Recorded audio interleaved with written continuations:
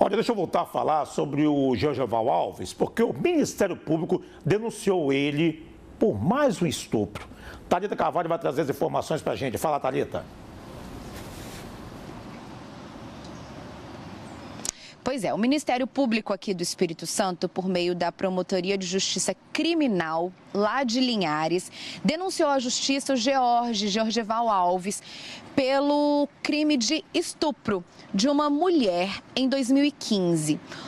Detalhes desse caso, dessa mulher, não foram divulgados. A gente sabe que foi uma mulher e ela procurou a Delegacia Regional de Linhares depois da conclusão do inquérito que apontou o George como o principal responsável pela morte dos irmãos Cauã e Joaquim, filho e enteado de George. O inquérito concluiu que George estuprou essas duas crianças e que elas foram mortas vivas, elas ainda estavam vivas durante o incêndio que aconteceu na residência, Eduardo. E aí, diante de mais essa acusação, levantou-se o questionamento. Será que isso tudo, essa acusação, essa denúncia de mais um estupro lá em 2015, será que isso pode agravar a situação de George, que está preso desde o dia 28 de abril?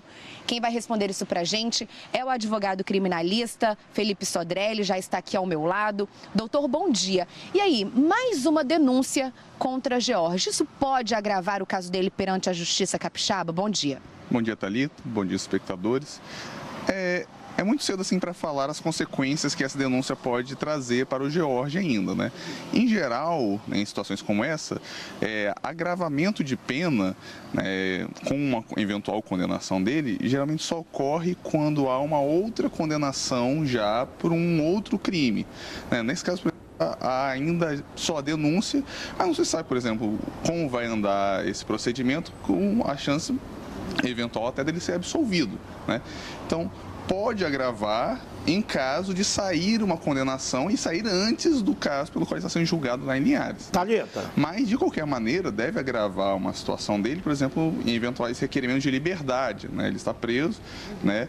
E esses outros inquéritos penais em curso, outras denúncias, geralmente são sopesados contra o sujeito, né? Quando for decidido o pedido de liberdade. O Eduardo tem uma pergunta. Pode falar, Eduardo. Bom, pergunta para o advogado o seguinte, já que ele é da área de direito, muitas pessoas que lidam na área de direito dizem que prova testemunhal é muito frágil, ela pode cair a qualquer momento. Nesse caso, por exemplo, isso pode acontecer porque isso aconteceu em 2015. De lá para cá, é difícil conseguir prova técnica com relação a esse estupro dessa mulher. Então é prova testemunhal e não é muito frágil para manter essa denúncia?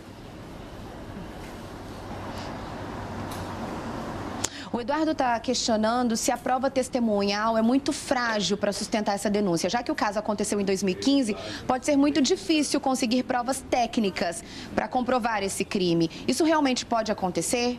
Isso é um problema que tem se lidado, né, com toda essa questão de crimes de estupro, né, cuja notícia da sua ocorrência acontece muito depois do fato, né? A gente lembra que o crime de estupro ele tem um prazo prescricional de até 16 anos. Mas, ou seja, a pessoa tem 16 anos para fazer uma denúncia, é isso? Na verdade varia. O que acontece? A lei estabelece, por exemplo, a diferenciação se a vítima sabe quem é o autor, né? Em casos, por exemplo, normais crimes de rua, por exemplo, a vítima não sabe quem é o agressor. Então esse prazo fica, mas a lei conta que a vítima tem 6 meses para oferecer essa notícia, a denúncia na delegacia, do dia em que ela passa a saber quem é o agressor contra ela. Então, no caso, se ela sabe quem é o agressor, 6 meses passam. E aí ela tem que oferecer essa denúncia, a não ser que o crime aconteça com violência dita real, né? Ela foi espancada, ela foi realmente agredida, né? Não só ameaçada para ser forçada ao ato.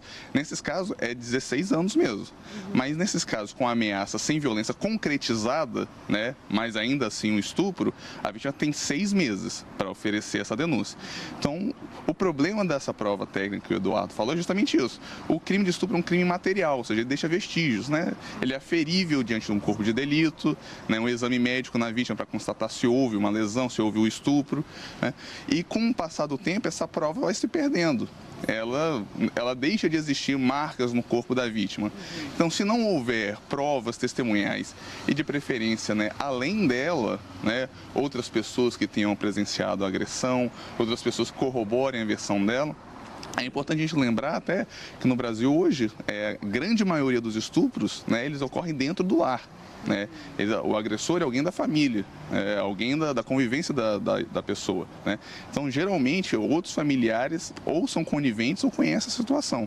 E essas outras provas podem ajudar nesse caso. A Polícia Civil informou que o George foi indiciado no artigo 213, que é constranger alguém mediante violência ou grave ameaça, ter conjunção carnal ou praticar, ou permitir que ele se pratique com outro o ato libidinoso. O que isso significa? Essa redação, né, um pouco rebuscada, né, mas é para tentar alcançar todas as hipóteses que podem ver do estupro. Né? Quando se fala em conjunção carnal, geralmente se fala no ato sexual próprio, né, entre duas pessoas.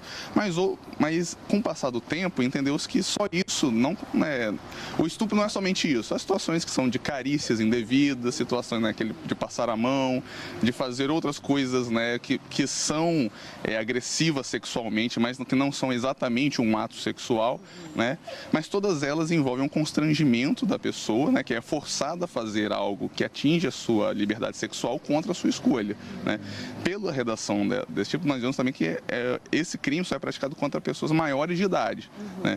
O estupro... Então fica sugerido aí que essa mulher tem pelo menos acima de 18 anos. Isso, que quando o fato ocorreu, ela deveria ter pelo menos 18 anos. O crime contra menores de idade ele está em outro artigo, o 217, com a pena maior, né?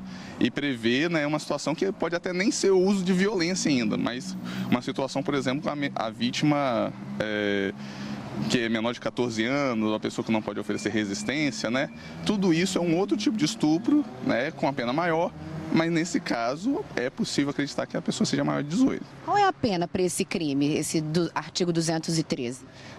Do 213, a pena é de 6 a 10 anos de prisão, né? Se não tem outros resultados mais graves, né? Se resulta, por exemplo, uma lesão corporal grave na pessoa em decorrência do estupro, a pena já aumenta. Né? Se resulta até morte, por exemplo, chega até 16 anos, 30 anos de prisão. Doutor, muito obrigada pela entrevista. Para a gente encerrar, nós procuramos a defesa de Georgeval, que informou que não pode se manifestar agora porque não conhece o teor dessa denúncia, mas levantou um questionamento, que se esse caso foi em 2015, por que a denúncia só foi feita agora? Informou ainda que não concorda com essa acusação, mas que até o momento não teve acesso a esse processo. E sobre a Juliana Salles, a mãe de Cauã e Joaquim, quem tem mais informações é a repórter Suelen Araújo, que vai falar com a gente agora. Bom dia, Suelen. Bom dia para você, Thalita. Pois é, desde que Juliana Salles foi presa no dia 20 de junho, ela está em Teófilo Otoni, município do estado de Minas Gerais. E todo mundo quer saber quando Juliana vem para o estado do Espírito Santo.